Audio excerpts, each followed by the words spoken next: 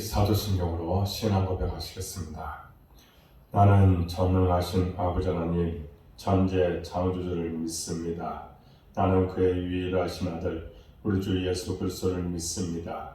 그는 성령으로 잉태되어 동정녀 마리아에게서 나시고 본디오 빌라도에게 고난을 받아 십자가에 못 박혀 죽으시고 장사된 지 사흘 만에 죽은 자 가운데서 다시 살아나셨으며 하늘에 오르시어 전능하신 아버지 하나님 우편에 앉아 계시다가 거기로부터 살아있는 자와 죽은 자를 심판으로 오십니다. 나는 성령을 믿으며 거룩한 공교회와 성도의 교제와 죄를 용서받는 것과 몸의 부활과 영생을 믿습니다. 아멘. 찬송가 446장 전하겠습니다. 그리고 오늘 우리에게 주신 하나님의 말씀은 출애굽기 6장 14절부터 7절까지 보겠습니다. 함께 봉독하겠습니다. 그들의 조상을 따라 집의 어른은 이러하니라. 이스라엘의 장자 루벤의 아들은 하녹과 발루와 헤스론과 갈미니, 이들은 루벤의 족장이요. 시몬의 아들들은 여무엘과 야민과 오앗과 야긴과 소알과 가나안 여인의 아들 사울이니, 이들은 시몬의 가족이요. 레이의 아들들의 이름은 그들의 족보대로 이러하니 게르손과 고핫과 무라리요.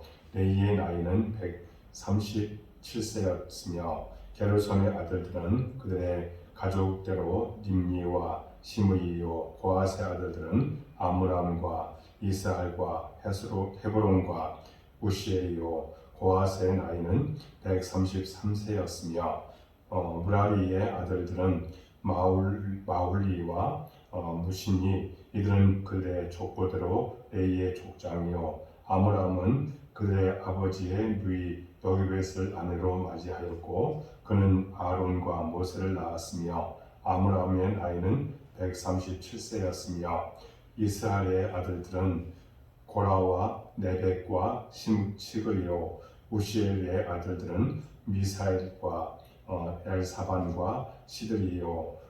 아론은 암미나답의 딸 나손의 누이 엘리세바를 아내로 맞이하였고 그는 나답과 아비후와 엘라살과 이다마를 낳았으며 고라의 아들들은 아실과 엘가나와 아비아삽이니, 이들은 고라 사람의 족장이요. 아론의 아들 엘리야살은 부디엘의 딸 중에서 아내를 맞이하였고 그는 비나스를 낳았으니, 이들은 레이 사람의 조상을 따라 가족의 어른들이라. 이스라엘 자손을 그들의 군대대로 애굽 땅에서 인도하라 하신 여호와의 명령을 받은 자는 이 아론과 모세요. 애굽 왕 바로에게 이스라엘 자손을 애굽에서 내보내라 말한 사람도 이 모세와 아론이었더라. 여호와께서 애굽 땅에서 모세에게 말씀하신 날에 여호와께서 모세에게 말씀하여 이르시되, 나는 여호와라.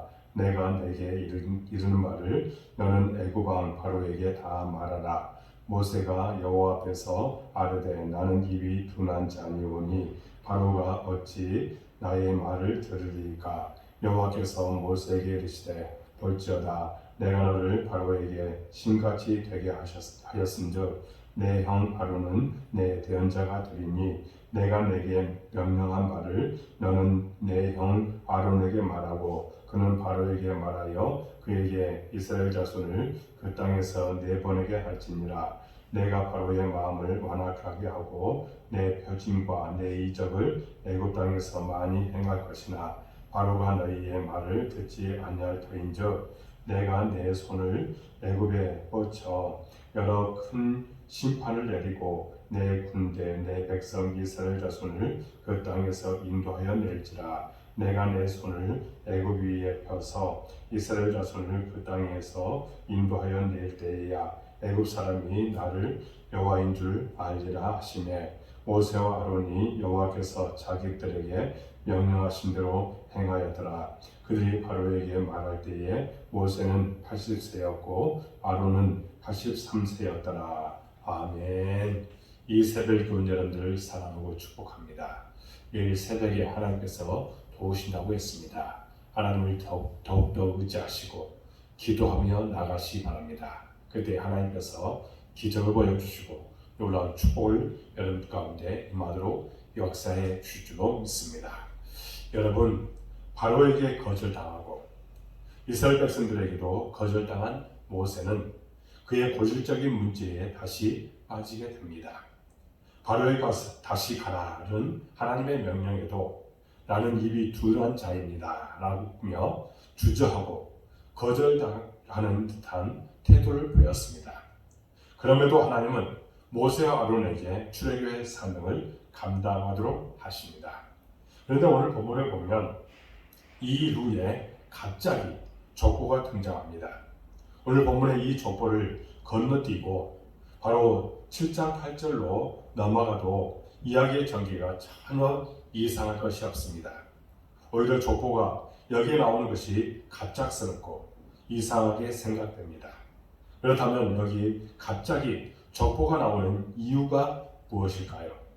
먼저 우리가 알 것은 오늘 본문의 족보는 이스라엘 12지파의 족보가 아니라는 것입니다. 6장 14절, 15절에 보면 애굽의 장자인 루벤과 시몬의 족보가 나옵니다. 그리고 16절에 넷째 아들인 레이의 족보가 나옵니다. 그러면 그 다음 넷째 아들인 유다 족보가 나와야 할 것인데 레이 자손의 족보에서 그치고 있습니다. 이것은 본문의 족보가 레이 족보에 관해 말해주기 위함이라는 것을 우리가 알 수 있다는 겁니다. 루벤과 시몬을 언급한 것은 레이 족보가 야곱의 세 번째 아들의 족보임을 말해주기 위함이라는 것을 알 수가 있습니다. 이처럼 본문의 족보는 레이 자손을 보여주는 족보인 것입니다. 16절에 이렇게 말합니다. 레이의 아들들의 이름은 그들의 족보대로 이러하니 게르손과 고핫과 무라리요. 레이의 나이는 137세였으며 라고 말합니다. 레이는 세 아들들이 있었는데 게르손과 고핫과 무라리입니다. 그리고 순서를 따라 게르손의 아들들이 17절에, 고핫의 아들들이 18절에, 그리고 19절에 무라리의 아들들이 나오고 있습니다.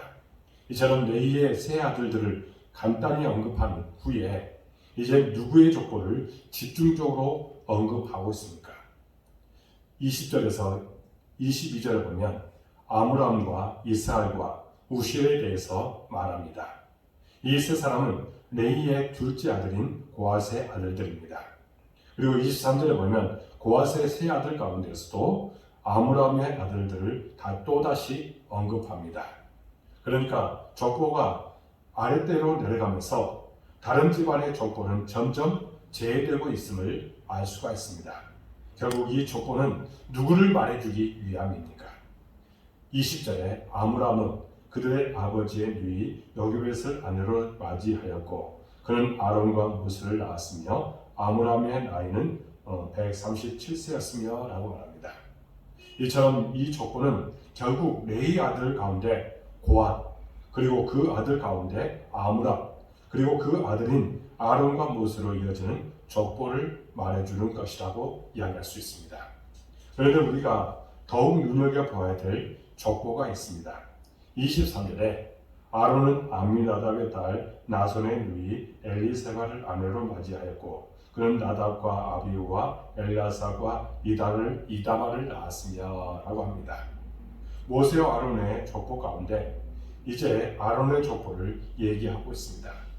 더군다나 25절에 보면 아론의 네 아들 가운데 셋째인 엘야살의 족보를 말해주는 것을 볼 수 있습니다. 결국 이 족보는 무엇을 말하는 것입니까? 레위 자손 가운데서도 아론과 모세의 족보를 말해주는 것이고 모세와 아론 가운데서도 아론의 족보를 말하는 것입니다. 그러면 왜 여기서도 모세도 아닌 아론의 족보를 말하는 것일까요? 아론은 바로 이스라엘의 첫 번째 대지상이기 때문입니다. 하나님은 아론이 속한 레위 아들 가운데 고핫 자손들에게도 이제 제사장의 역할을 맡겼습니다. 특히 아론의 자손들이 대제사장이 되도록 했다는 겁니다. 이 조건은 바로 이 사실을 환기시켜주고 있는 것입니다. 그러면 여기서 중요한 질문이 있습니다. 왜 갑자기 아론의 족보를 여기에서 말씀하고 있는가 하는 것입니다. 성경에서 족보는 큰 의미를 갖습니다. 하나님의 구원 역사가 나타날 때마다 족보를 언급합니다. 이는 이스라엘의 정체성을 확립해주는 역할을 합니다. 지금 그들은 누구인가 하는 것을 알려주는 것입니다. 모세는 지금 그야말로 진퇴양난의 상황에 빠져 있습니다. 바로의 완악함과 이스라엘 백성들의 불신과 원망의 앞뒤가 꽉 막혀 있습니다. 설상가상 자신도 사명을 잃고 흔들리는 상황입니다. 이때의 이 족보를 통해서 이스라엘이 누구인지 다시 확인하도록 하고 계십니다. 그들은 바로 하나님의 거룩한 백성이라는 겁니다. 모세가 바로에게 가서 말한 것처럼 이스라엘은 하나님께 나아가서 제사를 드리려 합니다. 이는 인류 구원을 위한 하나님의 거룩한 제사장 나라임을 말씀해주고 있는 것입니다. 이 사실을 다시 기억하고자 대제사장인 아론의 족보를 언급하고 있는 것입니다. 이를 통해서 모세는 다시 사명을 깨닫고 하나님의 구원 역사를 위해 앞으로 나아가도록 하고 있는 것입니다. 오늘 우리도 마찬가지입니다. 우리가 사면초가와 같은 인생의 어려움을 만날 때, 때로는 주의를 하면서 큰 난관에 부딪힐 때에 우리는 누구인가 하는 것을 기억하는 것은 참으로 중요합니다. 우리는 하나님의 사랑받는 자녀입니다. 우리는 세상의 소금과 빛으로 부름받은 택한 족속이요 왕같은 제사장들입니다. 이 사실을 잊지 않을 때 우리는 모든 어려움을 극복하고 하나님이 주신 사명을 감당해내는 삶을 살게 될 줄로 믿습니다. 이처럼 이스라엘을 거룩한 제사장 나라로 세우기 위한 사명을 주신 하나님은 이제 모세에게 두 가지 중요한 말씀으로 그에게 힘을 더해주고 있습니다. 오늘 7장 1절을 보면 이렇게 말합니다. 여호와께서 모세에게 이르시되 볼지어다 내가 너를 바로에게 신같이 되게 하였은즉 내 형 아론은 내 대언자가 되리니. 먼저 하나님은 모세가 바로에게 신같이 될 것이라고 말씀합니다. 이는 하나님이 모세를 통해 말하고 행하시겠다고 말씀하고 있는 것입니다. 다시 말하면 모세는 하나님의 대리자가 된 것입니다. 바로는 애굽 사람에게 신과 같은 존재입니다. 그래서 하나님은 바로가 아니라 모세를 통해 하나님의 참신임을 보여주시겠다는 것입니다. 또한 바로에게 모세가 하나님과 같은 신이라는 사실을 뒷받침해 줄 또 하나 사실이 있다는 겁니다. 오늘 2절을 보면 이렇게 말합니다. 내가 내게 명령한 말을 너는 내 형 아론에게 말하고 그는 바로에게 말하여 그에게 이스라엘 자손을 그 땅에서 내보내게 할지니라 했습니다. 하나님은 아론을 모세의 대언자로 세우십니다. 대언자는 선지자라는 말입니다. 하나님은 선지자를 통해 말씀하십니다. 이처럼 모세도 아론이라는 선지자를 통해 말하게 하십니다. 이를 통해 모세는 바로 앞에서 하나님과 같이 될 것을 말씀합니다. 다시 말해서 하나님의 권위와 능력으로 모세와 함께 하시겠다고 말씀하고 있습니다.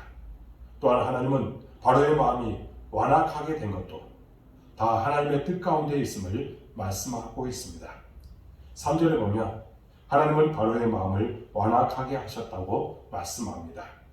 놀랍게도 바로의 완악함조차 하나님의 섭리 가운데 있는 것을 우리가 볼 수가 있다는 겁니다. 그리고 그 이유를 이렇게 말씀해 주고 있습니다.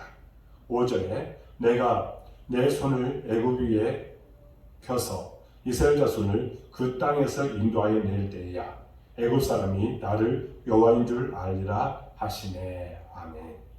바로의 완악함으로 하나님은 이스라엘 자손과 애굽 사람들에게 하나님 자신을 드러내시고자 하시고 있다는 겁니다. 만약 바로가 쉽게 이스라엘 백성들을 보냈다고 하면 애굽 사람은 물론이거니와 이스라엘 백성들조차도 하나님을 알지 못했을 것입니다. 출애굽의 구원 역사가 하나님의 능력으로 된 것임을 모르고 말았을 것입니다. 그렇지만 바로의 완악함으로 하나님의 능력이 나타납니다.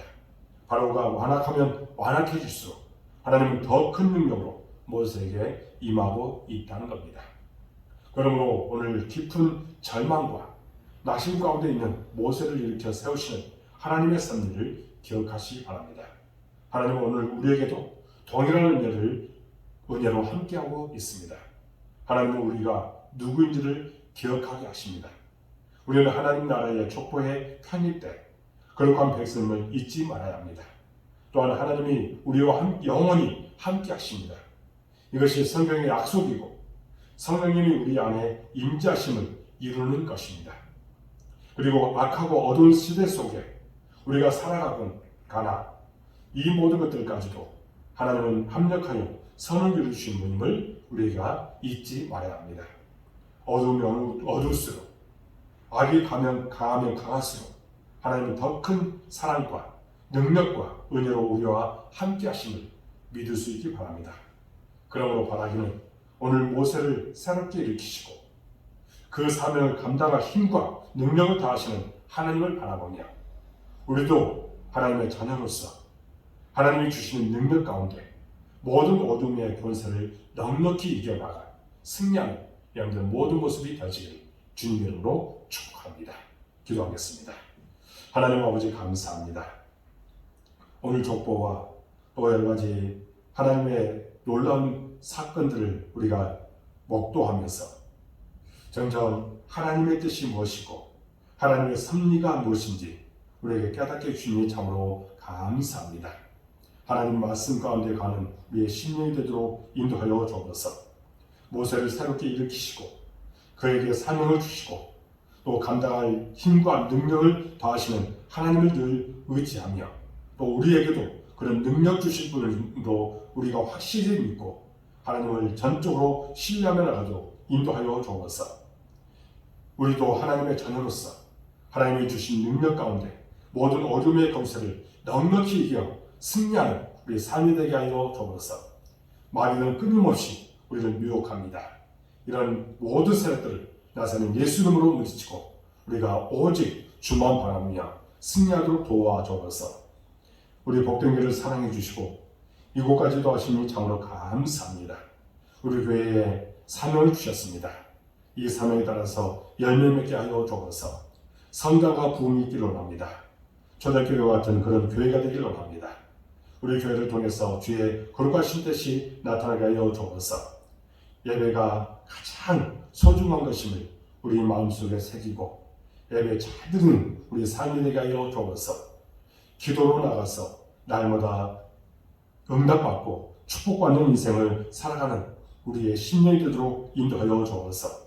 그래서 주의 거룩하신 뜻을 나타내는 우리 교회가 되기를 원하오니 함께하여 주옵소서. 이 시간에 또한 우리 모든 성도들을 위해서 기도합니다.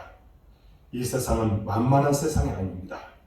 끊임없이 우리를 미혹하기도 하고 우리에게 때로는 세상이 환난을 주기도 하고 박해를 주기도 하고 낙담하게 만들 때도 많이 있습니다.